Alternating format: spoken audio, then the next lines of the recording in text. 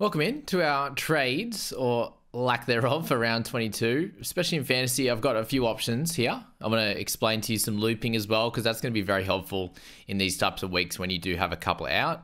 If you have an injury or something like that, you can plug them into your starting side. And if you checked out my question and answers, the Q&A session video that just popped out earlier today, then you would have seen that example that I used in the head-to-head side as well. But this is where my team is set up right now, and I've maneuvered a few things to get myself in a position to do some looping. And with a team right now where I'm sitting with sort of 16 really solid players with Cotter and Garrick out, and I'm sort of worried about my 17th man / 18th man at the moment. Basically, I'm going to be playing 2 out of Gray, Fainu, Greg Marzu, Willison.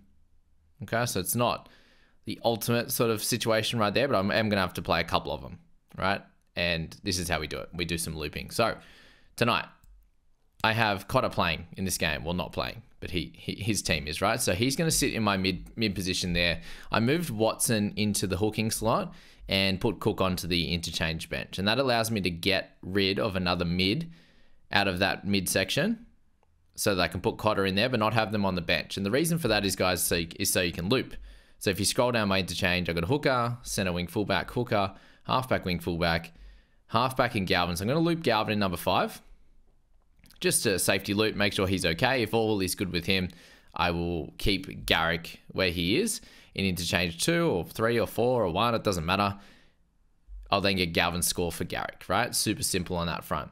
Right now, if I obviously am leaving Cotter in that position there, he locks out, right? So you can't move him at all. So I will be getting a mid from my bench, so my interchange or emergencies. And right now, Samuel Fainu is the mid that is on my emergencies. So how I'm looking to play this one is Galvin's in 5, so it's a lot easier to get his score, right? With Fainu, you have to do a couple of things. Right now, in this situation, I don't have to change a thing. If I don't like his score, if he happens to get a 27, a 35, 33, whatever it is, and I want to take a bit more of a risk on a Greg Marzu or Jai Gray as it sits right now, or potentially even a Wilson, then what I do in that front is just move Willison ahead. If I move Willison to 4 or 5, so to interchange 4, interchange 3, whatever it is, I would get Willison's score. Nice and simple. If I don't want Fainu's score, I also could muck around with Greg Marzu, right?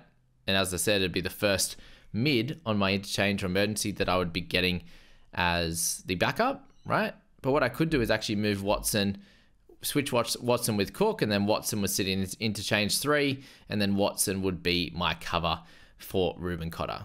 Okay, so that keeps it fairly simple on that front. The other thing this allows me to do is if I do want to make a trade. So Galvin and Fainu, let's just say I don't like Fainu's score.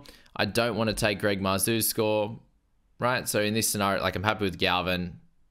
I don't want to take Greg's or Willison's score. I could actually trade Willison. I think would be the guy I'd be trading out very clearly at 479k, and he'd be moving to a Braden Trindle, a Teague Wilton, something like that. And I'd be happier playing a Teague Wilton or a Trindle if I wanted to go down that route and actually make a trade. Or if someone ends up being laid out, I could make a trade like that.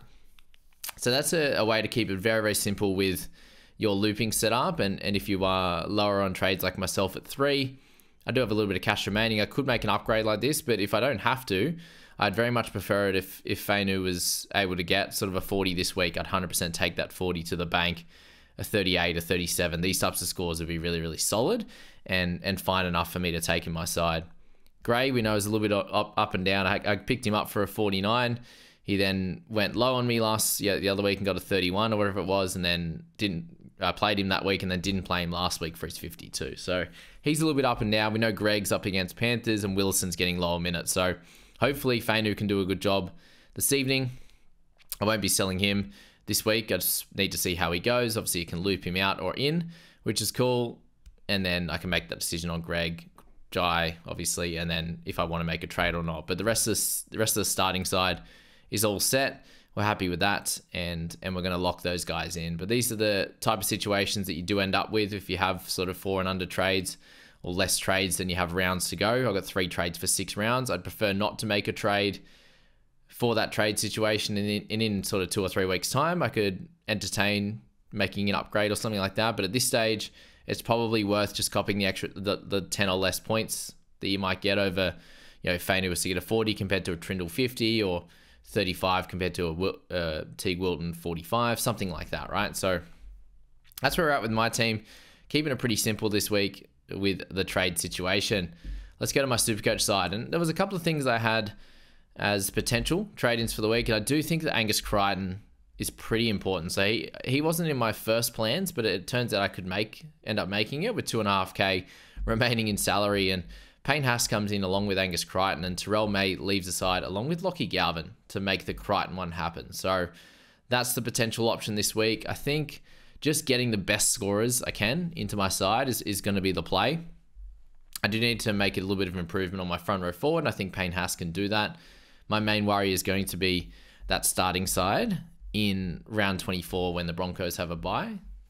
Could either make a trade, or I have Sam Hughes there to do a job that week.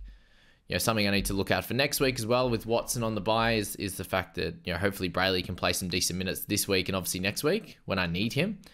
So that's kind of the thoughts there. I have to worry about that in round 23, and then the starting front row forward in round 24. Outside of that, we're in a pretty good spot. I think Kaipi's Paul will be fine to play next week when Crichton's on the bye, if I go for that one. The other play I was potentially looking at was just to get like a Jeremiah Nanai, which I could have done, I believe, from Smithies, or definitely Kaipi's Paul. I could do an upgrade there if I just had the small upgrade from May to Haas. I think I had 150k remaining, and it could get me up to something like that. And an Isaiah Yeo, something like that could be an option. But we do know that Crichton has that major upside, and he plays against the Dolphins this week, who I think can let some points into someone like Angus Crichton. So this is where I'm thinking of going at the moment, to go with Watson, Haas, Fanua Blake, Fafita, Katoa, Crichton, Curran. It's a really nice starting bunch there. Cleary, Hughes, Campbell, Plath, Holmes, Asako, Iro, Tungo. It's a bit of a weaker centre wing. I would love like a Lomax or something like that, just to add to the list. And then it's Greg Marzu and then Casey McLean. So at the moment, I'm not playing Casey. Just got to put faith in Isaac Tungo that he's eventually going to score, have one of those big games that he's had. Whereas Casey hasn't done that yet. Whereas Isaac can do it, as much as he's scored terribly all year. I've got Turbo with Garrick there, non-playing, and then Tedesco this week as well. So he should be able to have a good game against the Dolphins as well. And then we've got to work out what we're doing in terms of vice captains and the like. So, Val Holmes is a pretty solid vice captain tonight up against the Tigers, although we know that things can go a little bit awry at Leichhardt, especially for Cowboys. I've been there and watched them lose a game there. Could go the secondary vice captaincy option would obviously be that of Teddy. And we know that he can score an absolute monster, but then it's going to be very, very difficult no matter what the score. You saw last week that Teddy's 126 wasn't enough of a vice captaincy loop to outdo anywhere near that of Cleary with his 175. So we know that Cleary's got that in him. He's playing Newcastle on Sunday afternoon at their home ground. So it's going to be a pretty fun matchup, that one. I've got plenty of upside guys this week. I'm just missing a couple or one at least in that center wing. So I'm a little bit worried about that. But outside of that, I'm hoping for a good week. And then I will have 3 Roosters on the bye next week, which is a little bit frustrating. But we should at least be able to cover that, especially if Brayley is playing sort of 65 minutes and they give Phoenix Crossland a second crack. You hope that, if they're going to give Crossland a crack at 7 this week against Panthers, that it's not going to be quickly changed next week. More for the fact that they're likely to get beat by Panthers, and you'd expect to give them another crack. And I hope that's the case, so Bradley can get some minutes, and then the rest of my team should be sweet coming into next week there, with Garrick returning, with Turbo returning there. And then if I wanted to, I could play like a Kaipi's Ball as an extra if I happen to lose anyone. But still sitting after those 2 trades with 7 trades remaining. So next week, I think likely is going to be enough. So get someone that's 204k and upgrade on the other end of that, which is probably going to be the best idea, whether that's, for a Willison where Curran goes into the front row forward situation to help in round 24, and I downgrade him to an absolute cheapie there in that 2RF position. Could be the play. I'm thinking that might help me out with that round 24. And then I end up playing Kai Paul in that starting side, probably going to be the play there, or I then upgrade a Smithies or someone like that to a better 2RF, or an upgrade one of my center wings to a better center wing. So I think that's a pretty solid plan heading into next week, and I've got a big feeling that Crichton does incredibly well this week. So there you go. That's the fantasy overall and Supercoach, and then I'll just show you the fantasy head-to-head potential trade this week. So currently no trades is where we're sitting at, and probably the best decision. We're sitting there with guys that we could potentially trade out into Lungy in Sipley as two big ones there, really. And then the rest of the squad's pretty good. You got like Reed, Marnie, Madison, got Haas, got Cotter there. I think it's a clear hold. Could potentially sell Cotter and go to an Isaiah Yo or something like that, but I don't have enough cash just to do that straight. There's going to be options next week. There's going to be options the week after. So maybe the upgrade, for Crichton or someone like that in the next, in a couple of weeks could be the play on that front. I would have enough cash of going Cotter to Fogs as a potential option. I am sitting there without a secondary gun half. The other option there was to just go a Blaze to Lungy to a Wilton at this point. I think is a very simple one I can do just to potentially get an extra good scorer. Right now, I'm sitting with Cotter in that mid position again. I've set that up so that at the moment, Kolomatangi is the guy that comes in. But again, I can move things around to muck around with that if I need to at this point. But it's just there as a safety loop for all these guys. And if these are the trades I'm going with, then it's not really going to matter. But it's just there to keep things solid. I've got Galvin in there in number 5. That would come in for that scenario anyway, and then I can muck around with a secondary loop if I needed to. So, yeah, a little bit different team, obviously, with Campbell, with Madison, with Payne Haas, Reed, Marnie, Nikora, and Howarth compared to my overall side. And I still think we should score pretty well this week. 5 trades, getting ourselves, obviously, wanting some wins in the leagues and heading into the finals there, which will be ideal.